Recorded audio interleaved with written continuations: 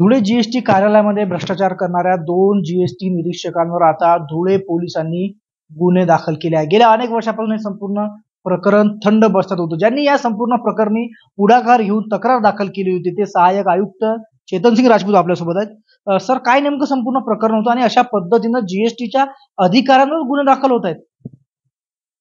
मंगळवार दिनांक 27 ऑगस्ट रोजी कल्याण जीएसटी कार्यालयातील निरीक्षक सागर प्रल्हाद सोनवणे आणि माझगाव कार्यालयातील निरीक्षक गोविंद विक्रम चौरे या दोघांविरुद्ध धुळे पोलिसांनी गुन्हा दाखल केला आहे। सदर दोघे निरीक्षकांचे multiple frauds, bogus refund cases आणि criminal activities to conceal the corruption या पोलीस तपासादरम्यानच उघडकीस आल्या होत्या।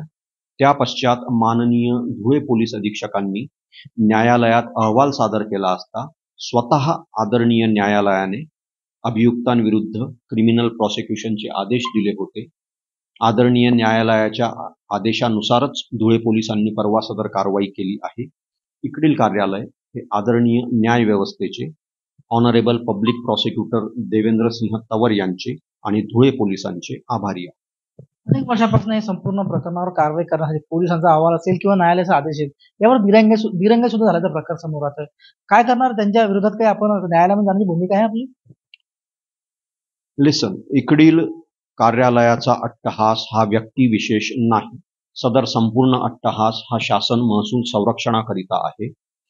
कुठल्याही करप्ट अँड क्रिमिनलची जागा ही शासकीय कार्यालयात नसून कारागृहात आहे। त्याकरता सर्व उचित कायदेशीर मार्गांचा आणि सनदशीर न्यायालयीन प्रक्रियेचा अवलंब करण्यात येत आहे। निश्चितच अशा पद्धतीनं 2 जीएसटी निरीक्षकांवर गुन्हे दाखल झाल्यानंतर या निरीक्षकांवर गेल्या अनेक वर्षांपासून कारवाई टाळणाऱ्या अधिकाऱ्यांविरोधात जर न्यायालयात जायची गरज पडली तर न्यायालयात सुद्धा जाण्याची भूमिका सहाय्यक आयुक्तांकडून घेण्यात आली। त्यामुळे निश्चितच अशा पद्धतीनं शासकीय कार्यालयामध्ये भ्रष्टाचार उघड करणारे जर काही आणखी अधिकारी समोर आले तर भ्रष्टाचाराचा जो काही संपूर्ण विळखा सध्या शासकीय कार्यालयाला लागलेला आहे तो कुठेतरी कमी होण्यास मदत होईल यात शंका नाही। प्रफुल्ल खंडागळे, बुलढाणा।